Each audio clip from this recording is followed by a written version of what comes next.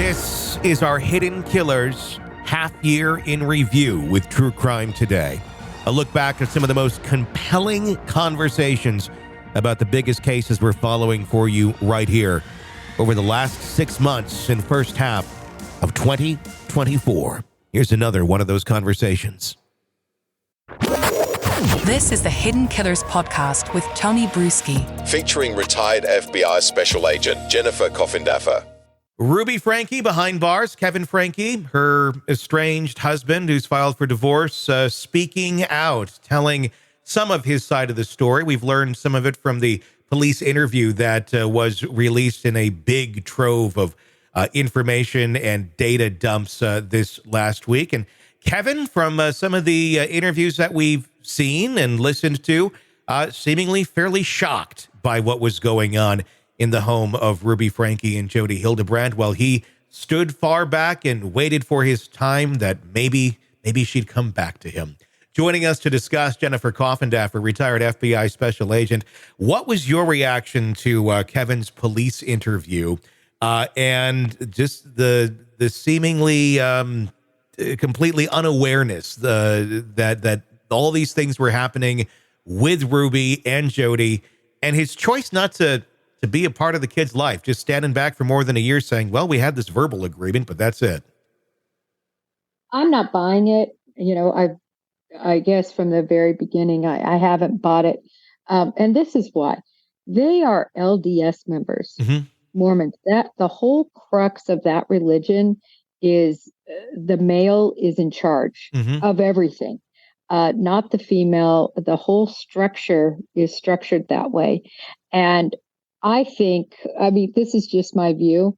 I think certainly he was estranged, but I believe it was of his own accord as much as it was of her following the advice of Jodi to, get away for a while. I just don't believe he's kind of the weak individual that he paints himself out to be. And I'll tell you what supports that, I believe. If anybody has watched the interview or the body cam of when his older daughter came in and took out papers and things like that I think probably were incriminating in some way, and he wanted it all back. And a female police officer brings it to him, and his main focus is, I want my daughter charged. Yeah. How do I get her charged? I want her charged. I want her going down. Not at all concerned about her. Like you said, he totally abandoned the family. I think he did that on his own accord. I don't think he cares about his family. I'm sorry. That's how I feel. I think they were abusive for years. The whole 8 passengers thing, how people were treated, the kids, meaning I don't think he's this, sidekick that didn't know what was going on. Yeah, is this the image he just needs to portray at this point? Because you don't want to be on the other end of this. You don't want to be somehow complicit with what was going on with Ruby's thinking and such. It is very interesting to watch his demeanor from different, video to video, where we have that one with the daughter and him wanting her to be charged, to being very compassionate. I just want to get my kids back, and I care about this and I care about that.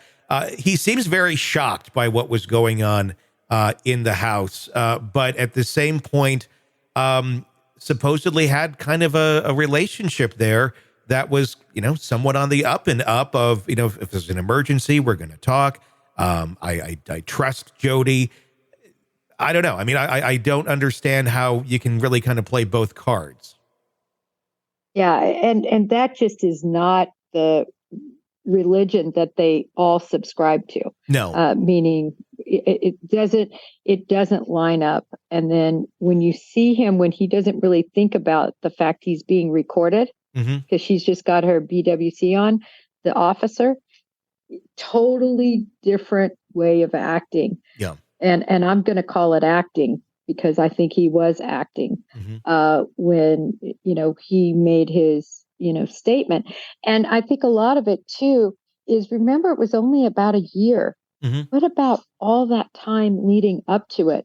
And I think it's going to be difficult to ever charge him for what happened unless his children turn against him. Sure. If his children say that he was involved before Jodi got involved, then, we could see charges. But those poor children, I think, are so emotionally have been so hurt.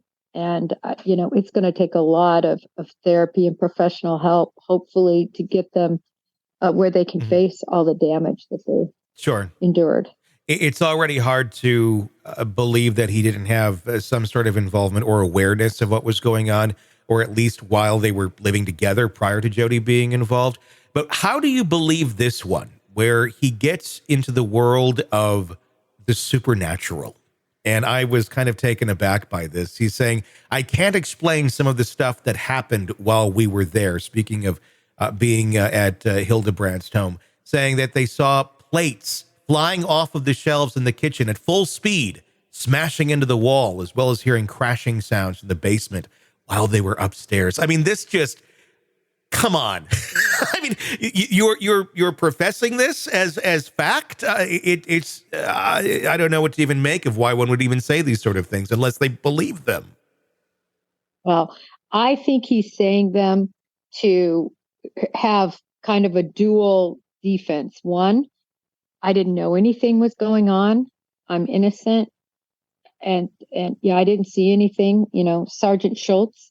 Oh gosh, probably most of your audience doesn't even know who I'm talking about, but I see nothing, I hear nothing. And then juxtaposing that with, and plus I'm crazy. Like, I don't know reality. My reality is a supernatural reality. And I think there's a component there. There is no way that I don't believe he had counseling, meaning his attorney that talked to him about this, and before he ever went in to make a statement. And I think this was part of their plan, if you will, to make him look less involved. Yeah. It's even crazier than I think a lot of us thought initially when we're starting to hear all these things that were going on behind the scenes, and probably will continue if more of this continues to come out about the Frankies. All right. It's never ending with them. It is. All right. We'll wrap up right there, Jen. All right. Thank you so much. Sick of the ads? We are too. Start listening with no commercials now and get access to all of our episodes in advance of everyone else. Become a True Crime Today Premium Plus subscriber on Apple Podcasts. Search True Crime Today Premium Plus on Apple Podcasts or go to our podcast page and sign up now. True Crime Today Premium Plus. Sign up now.